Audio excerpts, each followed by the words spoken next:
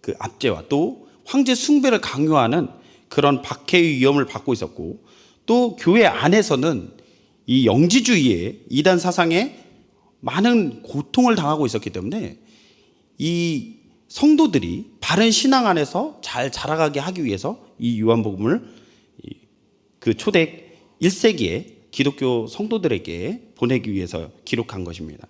앞서 우리가 살펴보았던 요한복음 1장의 내용을 요약을 해본다면, 세상 앞에 계시된 하나님의 아들 예수 그리스도께서 이 땅에 오셨고, 그 예수님의 사역은 이 하나님의 어린 양으로서 우리의 모든 죄를 사하시기 위해 이 땅에 오셨고, 하나님의 영광을 나타내는 그 증거로 이 땅에 오셨다라는 것을 우리가 볼 수 있고, 또 세례 요한의 사역을 통해서 예수님이 누구이신지에 대한 증언을 우리는 볼 수가 있었습니다. 그리고 1장 후반부에는 이 제자들을 부르시는 모습도 우리는 살펴볼 수 있었죠. 오늘 살펴보게 될 2장의 내용은 어떤 내용이냐? 물이 포도주가 된 표적, 예수님께서 공생의 사역 가운데 가장 첫 번째 일으켰던 표적이다라는데, 우리 모든 성도님이 이 내용에 대해서는 너무 잘 알고 있는 것 같아요. 요한복음에는 크게 예수님의 7가지 표적을 다루고 있는데, 2장 1절에서부터 시작되어서 12장 50절까지 이 표적이 7가지의 표적이 나타나고 있습니다. 물론 그 중간중간에 여러 가지 대화, 니고데모와의 대화, 수가성 여인과의 대화, 다양한 대화들과 예수님의 가르침도 있지만 7가지의 표적들이 나타나고 있죠. 물이 포도주로 변하는 사건은 이 2장의 내용이죠. 왕의 신하의 아들을 고치시는 사건을 4장에서 기록을 하고 있습니다. 38년 된 병자, 베데스다 연못에서 고침을 받는 그 환자의 이야기는 5장에 기록이 되어 있고요. 오병이어 사건은 6장에, 그리고 이 오병이어 사건이 끝나자마자 갈릴리 호수에서 이 바다 위를 걸으시는 그 장면은 6장에 기록이 되어 있어요. 날 때부터 맹인된 사람을 고쳐주신 사건은 9장에 기록이 되어 있고, 죽은 나사로를 살리신 이야기는 11장에 기록이 되어 있습니다. 이 중 물이 포도주가 되는 표적과 왕의 신하의 아들을 고치신 사건만이 첫 번째, 두 번째 표적이다라고 명명되고 있고, 그 외의 표적들은 명칭 없이 기록이 되어 있어요. 어떻게 보면 첫 표적인 이 물이 포도주가 된 사건은 요한복음에 기록된 이 다양한 표적들, 7가지 표적들을 이해하는 열쇠와도 같은 게 아닐까라는 생각을 해보게 됩니다. 왜냐하면 11절에 이 표적을 통해서 뭐라고 기록을 하고 있냐? 그의 영광을 나타내심에 제자들이 그를 믿으니라 라고 기록이 되어 있죠. 그리고 예수님의 7번째 표적, 나사로를 죽은 자 가운데서 살리시는 표적을 통해서 어떤 목적을 가지고 이 표적이 이루어졌느냐? 하나님의 영광을 위하고 그분의 아들이신 예수 그리스도의 영광을 받게 하시기 위한 이것이었다라고 요한복음 11장 4절 말씀에 기록이 되어 있어요. 11장 4절에 예수께서 들으시고 이르시되 이 병은 죽을 병이 아니라 하나님의 영광을 위하며 하나님의 아들이 이로 말미암아 영광을 받게 하려 함이라 하시더라라고 말씀하고 있죠. 예수님이 행하신 첫째 표적부터 마지막 표적에 이르기까지 예수님이 누구이신가, 그리고 무엇을 위해 이 땅에 오셨는지를 이 표적들을 통하여서, 그리고 예수님과 이 다양한 사람들의 대화를 통하여서 계속해서 나타내주고 있습니다. 이러한 예수님의 표적 중에 첫 번째 표적인 물이 변하여 포도주가 되는 사건은 아주 우리에게 중요한 의미를 갖고 있는데, 이 사건을 이해할 때 가장 중요하게 알 수 있는 것은 무엇이냐? 예수님께서 물이 포도주가 되는 표적을 통해서 그의 영광을 나타내셨다라는 것이에요. 그리고 그의 영광을 본 제자들이 이 표적을 통해서 예수님의 그 영광을 보고 그를 믿게 되었더라라는 것이 굉장히 중요한 의미를 갖고 있는 내용이죠. 오늘 우리가 이 말씀을 대할 때 새 시대의 첫 표적으로서의 이 사건을 통해서 우리의 신앙도 이전에는 죄 가운데서 아무런 소망 없이 살아가는 인생이었다가 이제는 예수 안에서 새로운 피조물이 된 그 놀라운 사실을 우리가 기억하면서 깊이 그 은혜 가운데 믿음으로 정말 하나님께서 우리에게 보내주신 그 예수 그리스도를 통하여서 내가 새 생명을 얻었고 영생의 소망을 품고 살아갈 수 있노라 라고 확신할 수 있는 우리 모든 성도님들의 삶이 되기를 간절히 소망합니다. 오늘 본문의 시작은 사흘째 되는 날로 시작을 하고 있죠. 갈릴리 가나에 혼인잔치가 있다라고 기록을 하고 있어요. 사흘째 되던 날. 이 사흘째 되는 날이 어떤 기준에서 사흘째 되는 날일까 생각을 해보게 되는데, 이 복음서를 아는 우리나 또 이 초대교회 요한복음을 읽게 되는 독자들은 아마 이 3일, 사흘째 되는 날이라는 이 날수를 보면 어떤 것을 이야기를 하는지는 알 수가 있을 것 같아요. 왜냐하면 이 제3일이란 예수님께서 죽은 자 가운데서 부활하신 날이죠. 우리는 그렇게 기억을 하고 있잖아요. 그렇죠? 예수님께서 공생의 사역 가운데 제자들에게 누누이 이 3일 후에 사흘째에 다시 살아나실 것에 대해서, 순환에 대해서 예고를 하시지만 다시 부활하실 것에 대해서도 계속 이야기를 하고 있죠. 베드로의 신앙 고백 이후에도, 그 베드로의 엄청난 신앙 고백이 있었잖아요. 그 이후에 예수님께서 뭐라고 하셨죠? 예루살렘에 가서 이 고난을 받고 이 죽임을 당한 다음에 3일째에 살아나리라 라고 이야기를 했을 때 베드로가 그 길을 막죠. 그때 사탄아 물러가라 라고 하시는 그 예수님의 이야기를 우리는 잘 기억할 겁니다. 그리고 변화산 사건 이후에 귀신 들린 아이를 고쳐주십사 하고 데리고 온 그 아버지의 청을 듣고 이 귀신 들린 아이를 고쳐준 이후에 갈릴리로 행하셨을 때 제일 먼저 이야기를 해주셨던 게 뭐냐면 예수님의 고난에 대한 이야기였다라는 거죠. 그러니까 이 성경에서는 이 요한복음에서 계속 이 제3일에 부활하실 것이라는 것에 대해서 예수님은 계속 암시하고 이야기를 하고 있는 거예요. 그렇기 때문에 물이 포도주가 되는 사건이 제3일에 있었다라는 요한의 기록은 우리에겐 너무나도 중요한 진리를 가르쳐 주는 거죠. 물이 변하여 포도주가 되는 놀라운 표적은 결정적으로 예수님이 십자가에 못 박혀 죽으시지만 부활하실 것이다 라는 것에 대해 나타내 주고 있다라는 거죠. 물이 이 전혀 새로운 물질인 포도주로 변한다라는 것은 너무나도 기적적인 거예요. 이와 마찬가지로 죄인이었던 우리가 예수 그리스도를 통하여서 전혀 새로운 하나님의 자녀가 되는 놀라운 권세를 입는 것 또한, 예수 안에서 하나님께서 우리에게 허락하신 그 풍성한 은혜를 누리는 것 또한 마치 이것과 같은 기적과 같은 일이라는 것을 우리가 알 수 있겠죠.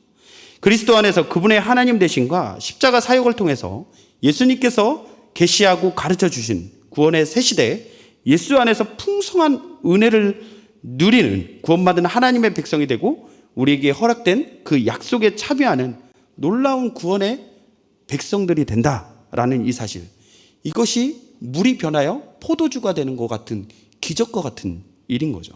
우리에게 이것을 너무나도 명백하게 보여주는 사건이다라는 겁니다. 예수님의 십자가와 부활을 통하여서 정말 그 우리의 죄로 인해서 심판받을 수밖에 없는 비참한 존재에서 이제는 하나님의 자녀가 됨과 동시에 영생을 소유하게 된 자로 살아가게 된다라는 그 사실을 우리는 보게 되는 겁니다. 이러한 이해를 가지고 보면 예수님이 어머니 마리아가 포도주가 떨어진 것을 예수님께 이야기를 했을 때 이렇게 이야기를 하죠. 여자여, 나와 무슨 상관이 있나이까? 내 때가 아직 이르지 아니하였나이다. 이렇게 이야기한 내용에 대해서 우리는 왜 그랬을까에 대해서 이해를 할 수가 있죠. 이렇게 말씀하신 예수님의 말의 뜻을 어떤 것이냐? 요한복음에 나타날 때에 요한복음에서 계속해서 강조하고 나타내는 부분에서 예수님은 때 혹은 시간, 이것을 굉장히 강조하고 많이 나타내는데, 이 때와 시간을 가리키는 게 어떤 사건을 가리키느냐? 십자가에 초점이 맞춰져 있더라라는 것을 우리는 요한복음의 말씀을 읽으면서 알 수가 있는 내용이에요. 이 제3일에 예수님은 나사렛에서 북쪽으로 약 13km 정도 떨어진 갈릴리 지역의 한 마을인 가나의 혼인잔치에 참여를 했어요. 거기에는 어머니도 참여를 했고 제자들도 함께 참여를 했죠. 혼인잔치에서는 없어서는 안 될 것들이 있는데 그 중에 굉장히 중요한 요소가 뭐냐? 포도주입니다. 이 가나안 땅에서 이 잔치를 베풀 때 없어서는 안 될 정말 중요한 요소가 포도주다라는 거예요. 우리가 이제 전라도에 이제 어떤 잔치를 하면 홍어가 빠지면 안 된다, 막 이렇게 이야기를 하잖아요. 그것처럼 이 가나안 땅에도 이 포도주가 빠질 수가 없는 거죠. 너무나도 중요한 요소이다라는 거예요. 그런데 어떻게 됐습니까? 포도주가 떨어지게 된 거예요. 당시 가나안 사회에서 혼인잔치 포도주는 매우 중요한 거였어요. 즐거운 축제 자리에 없어서는 안 될 너무나도 중요한 것이었죠. 그런데 포도주가 떨어졌다는 사실, 이것을 보면서 우리의 불완전한 것을 보게 되는 것 같아요. 저는 이 장면을 묵상하면서 외적이고 의식적 신앙 형식은 있는데 가장 중요한 본질을 놓치고 살아가는 우리 인간의 모습을 좀 보게 됐습니다. 부끄럽지만 오늘 있었던 일인데, 제가 오늘 새벽 기도 때 방송실을 담당을 했습니다. 새벽에 일찍 일어났어요. 방송실 역할이 주어졌으니까 이걸 충실히 행해야겠다, 잘 해야겠다 해서 일찍 일어났고 또 일찍 도착을 했어요. 그리고 말씀도 준비하고 PPT를 준비하고 찬양 가사 PPT도 이렇게 준비를 했죠. 늘상 하는 것이었기 때문에 너무 익숙했어요. 그래가지고 다시 점검이 필요했을 텐데 그거 없이 뭐 잘 했겠지라고 생각을 하고 이제 예배를 준비하는 그 모든 것들을 다 마무리한 다음에 이렇게 가만히 앉아 있었죠. 그런데 찬양을 이제 부르는데 이 PPT를 넘기는데 그때 가사가 틀렸다라는 것을 이게 깨닫고 이 식은땀이 막 나는 거예요. 이 오늘 두 번째 곡이 내 손을 주께 높이 듭니다라는 찬양이었습니다. 근데 그 가사 가운데 슬픔 대신 희락을 이라는 부분에서 제가 그만 실수를 하는 바람에 어떻게 했냐, 슬픔 대신 희락을 이라고 친 거예요. 그러니까 이 한 글자만 달라졌을 뿐이거든요. 근데 의미가 완전히 달라진 거죠. 찬양이 불러지는 상황 가운데 이걸 알게 됐는데 이걸 고칠 수가 없으니까 계속 식은땀이 나고 너무 부끄러운 거예요. 이것을 실수한 것에 대해서 너무 부끄럽고, 그리고 내가 이 일을 하나님께서 이것도 분명히 맡겨주신 한 예배인데 어떤 마음을 가지고 이것을 임했는가라고 자꾸 그 마음에 이런 어떤 후회와 또 회개가 되는 거죠. 이 슬픔 대신 희락을 이라는 찬양, 이게 너무 웃긴 건데, 이 예수님의 그 놀라우신 은혜로 슬픔이 희락으로 바뀐다라는 게 슬픔 대신 희락이잖아요. 그죠? 근데 슬픔 대신 희락이라고 하면 뭐냐면 희락을 슬픔으로 덮는 느낌이 드는 거예요. 그래서 완전 의미가 한 글자로 달라져 버리는 거죠. 너무 창피했어요. 그때 크게 느낀 내용들이 두 가지가 있었습니다. 뭐냐면 그때 생각이 나는 거예요. 성경 진리의 그 말씀은 1.1획도 어긋남이 없다라는 것을 깨닫게 된 거예요. 한 글자 차이로 의미가 이렇게 달라질 수 있겠구나라는 것을 보면서 하나님의 말씀이 우리에게 정확무하게 오기까지에 얼마나 하나님께서 일하심이 있었을까라는 것을 느끼면서 굉장히 감동이 됐는가 하면, 또 예배를 준비하는 마음가짐, 형식은 잘 갖췄죠. 일찍 준비해야 했기 때문에 일찍 나와서 잘 준비를 했다고 생각을 했어요. 그런데 본질, 그 안에 담긴 내용이 무너져 버리니까 모든 것이, 저희 예배는 무너졌거든요. 모든 것이 무너질 수 있다라는 마음이 들었어요. 그래서 엄청난 회개를 했던 것 같습니다. 우리 인간의 삶의 모습은 이렇듯 항상 하나님의 은혜 없이는 너무나도 불완전함과 연약감 투성이라는 것을 보게 되는 겁니다. 혼인잔치에 포도주가 떨어진 것은 우리의 연약함을 보게 하는 거예요. 우리가 아무리 계획을 잘 세우고 준비를 한다 할지라도 불완전하다라는 것을 보게 되는 거죠. 가나 혼인잔치에도 이런 모습이었던 것 같습니다. 잘 준비한다고, 결혼이니까 얼마나 준비했겠어요. 정작 가장 중요한 포도주가 부족하다는 상황, 이 엄청난 상황이 발생한 거죠. 이 이야기를 하다 보니까 또 생각이 나는 건데, 제가 결혼식을 할 때 정말 나름 준비를 열심히 했습니다. 그 이벤트를 하잖아요, 그죠?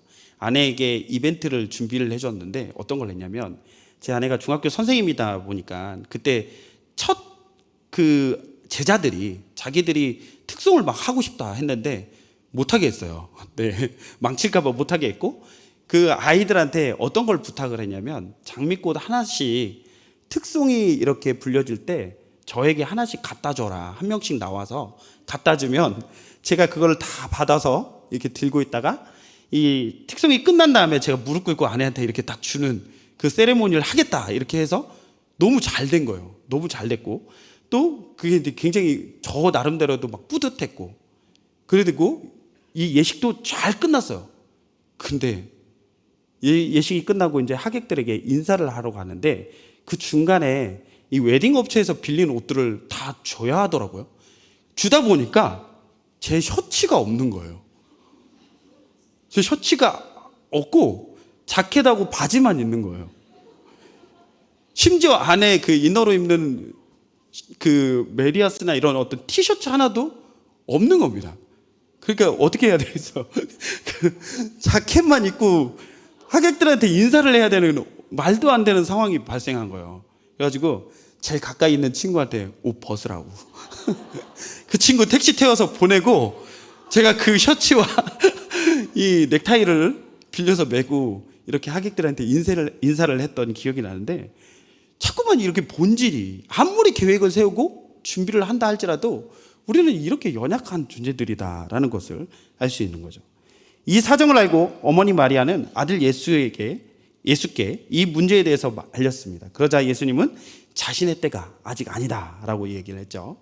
어머니 마리아는 하인들에게 예수께서 무슨 말씀을 하시든 그대로 순종하라라고 기뜸을 해주었어요. 예수님은 하인들에게 유대인의 정결 예식을 위해 준비되어 있던 2-3통 정도 드는 돌 항아리 6개에 물을 채우라라고 이야기를 했습니다. 그리고 그것을 떠서 어떻게 하죠? 연회장에게 갖다 주라라고 말씀하셨죠. 놀랍게도 돌 항아리 안에 담긴 물은 떠서 연회장에게 갖다 주었더니 어떻게 됐죠? 이 물이 포도주로 바뀌게 된 거예요. 물이 포도주로 변했다는 것은 기적과 같은 역사예요. 이건 있을 수 없는 일이죠. 이것은 예수님 안에서 새로운 시대가 시작되고 있음을 보여주는 너무나도 놀라운 기적과 같은 역사예요.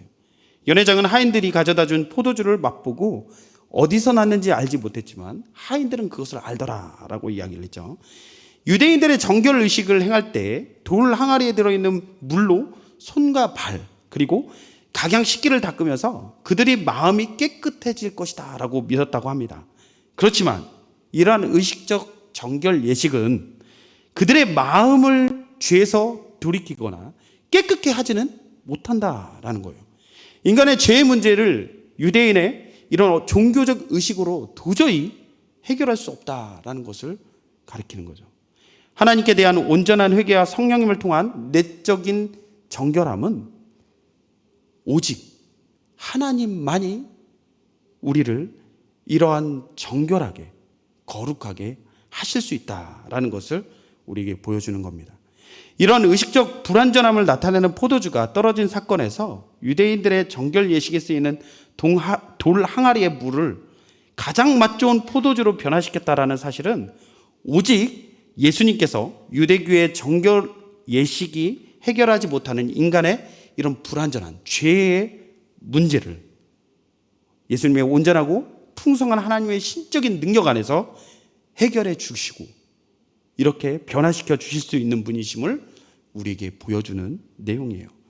예수님께서 가져오신 새 시대의 풍성한 구원의 은총은 그 어떤 것으로도 비교할 수 없을 만큼의 풍성한 은혜이죠. 그렇기 때문에 연회장이 이 포도주를 맛보고 뭐라고 얘기했죠? 보통의 사람들은 가장 좋은 것을 먼저 내고 나중에 그렇지 못한 것을 내는데 이 예식의 혼례에는 가장 좋은 것을 아껴두었다라고 이야기를 하는 것. 그러니까 엄청난 풍성함과 그 맛을 보게 되었다라는 거죠. 결혼 만찬의 중요한 음료로 등장하는 포도주, 이것을 예수님께서 물 항아리에 이 6개의 물 항아리 가득 담게 해주시면서 너무나도 풍성한 이렇게 풍성한 이 잔치가 계속되게 만들어 주셨어요. 예수님께서 만드신 포도주는 예수님을 믿는 우리가 누리는 풍성한 은혜를 가리키는 것으로 우리는 볼 수가 있겠죠. 예수님께서 주시는 생명, 그리고 중생, 생명수, 영생, 생명의 빛 등을 포함한 포도주의 풍성함을 이 물이 변하여 포도주가 되는 사건을 통하여서 우리에게 보여주고 있는 거예요. 그러나 이러한 표적을 예수님의 지시를 통해 직접 목격했고 맛보았던 종들과 연회장은 예수님으로 인해 시작된 새로운 시작에 대한 의미를 제대로 깨닫지 못했어요. 그것을 경험했음에도 불구하고 깨닫지 못했다라는 거죠. 오직 제자들만이 이 사건에 나타난 구원의 진리를 깨달았고 예수님의 메시아적인 그 영광을 목격하게 되는 거죠. 그리고 그 결과 그들은 예수님의 영광을 보고 예수님을 믿게 되었다라고 말씀하고 있습니다. 우리는 불완전한 사람들이에요. 예수님을 만나기 전 우리의 삶의 모습은 죄악된 모습들이었습니다. 죄로 얼룩져서 아무런 소망 없이 살아가는 게 우리의 모습이었어요. 그런 우리의 인생들 가운데 예수님께서 찾아오셨습니다. 그리스도를 통한 온전한 회복과 새 생명은 우리가 맛볼 최고의 축복이자 은혜인 거죠. 오늘 물이 변하여 포도주 된 표적을 통해서 변할 수 없는 죄인 된 우리가 예수님의 십자가 구속과 부활의 영광을 통해서 새롭게 될 수 있음을 기쁨으로 누리고 감사로 날마다 감격하며 살아가는 저와 우리 모든 성문교회 성도님들의 삶이 되기를 간절히 소망합니다. 네, 찬양 함께 부르도록 하겠습니다. 예수 우리들의 밝은 빛이라는 찬양입니다.